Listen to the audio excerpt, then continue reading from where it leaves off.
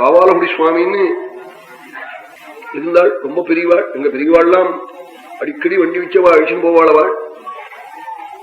அவ குழந்தைகள்லாம் இப்போ இந்த பரம்பரை இருக்கு. 3வது தலைமுறை 2வது தலைமுறை எனக்கு தெரியும். 24,000 ஸ்லோகத்தையும் பக்கவாத்தியத்தோட நன்னா பாடுவாள். ஸ்லோகத்தை ராமாயண வால்மீகி ராமாயண ஸ்லோகத்தையே அவ பேரனுக்கு பெரிய பதவியில இருக்கா. நான் ராமாயணன் ஒரு நாளைக்கு அவர் கார் ரிப்பேரா போட்டு 150 ரூபாய் செலவழிச்சு டாக்ஸி வச்சுன்னு ராமாயணத்துக்கு ஓடி வந்தாள். நவாகத்துல ஒரு இடத்துல என்ன இப்படி பணத்தை செலவிச்சேன்னு, ராமாயணம் கிடைக்குமா, பணம் கிடைக்கும் அப்படி சொன்னாள். அவ காவாலகுடி சுவாமி இருக்கிற காலத்துல அவளுக்கு ஒரு பொண்ணு ஒரு புள்ளை.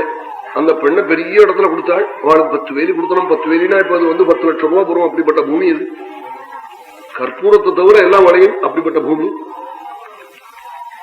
அந்த பெண்ணை கொடுத்திருந்தாள். அந்த பெண்ணுக்கு புள்ள குழந்தை பிறந்து ஆண்டு மரபு கல்யாணத்துக்காக போயிருந்தாள். ராமனுடைய படம் பெரிய படம் ஆத்துல வச்சு 20 நாள் ராமோத்சவம் பண்ணுவாள். நித்தியம் 1000 பேருக்கு அன்னம் போடுவாள். 20,000 பேர் சாப்பிடுவாள் இந்த ராமோத்சவத்துல. முன்னாடி 10 நாள் பின்னாடி 10 நாள் நித்தியம் ஆத்துல பஜனை, நித்தியம் சூத்திரம் வச்சுன்னு ராமநாமா, நித்தியம் ராமாயண பாராயணம். அப்படிப்பட்ட குடும்பம். அப்தபூர்த்தி ஆட்சி. பொண்ணுடைய பிள்ளைக்கு குழந்தை மாத்திரம் 2 மாசம் இருக்கட்டும்னு அழிச்சுன்னு வந்தாள்.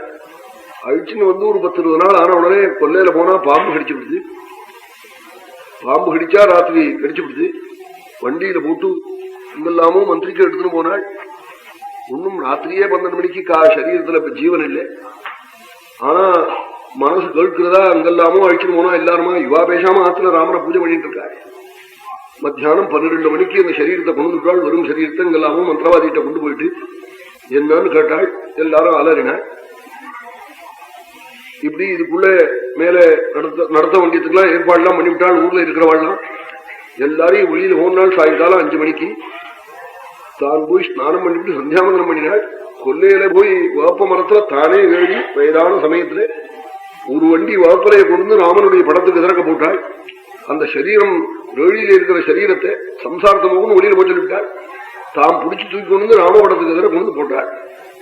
அந்த ஒரு வண்டி வேப்பலையும் எடுத்து ராமராமா சொல்லி சீதாபதே ஸ்ரீ ராம ராம ராம ராம ராமான்னு சாயங்காலம் 7 மணிக்கு ஆரம்பிச்ச அலறன் மறுநா காலம்பா 6 மணி மட்டும் அலறி 1 மைல் கேட்கும்பியா கத்தினாள். தொண்டை அப்படியே காஞ்சி போயிடுது. காலம்புற 6 மணி ஆச்சோ இல்லையோ குழந்தை அப்பான்னு எழுந்துருக்காள். உடனே அடுத்த காரியம் என்ன பண்ணினாள் தெரியுமோ? கணக்கு பிள்ளையை கூப்பிட்டு 10 வேலையும் ராமனுக்கு எழுதி வச்சுட்டாள்.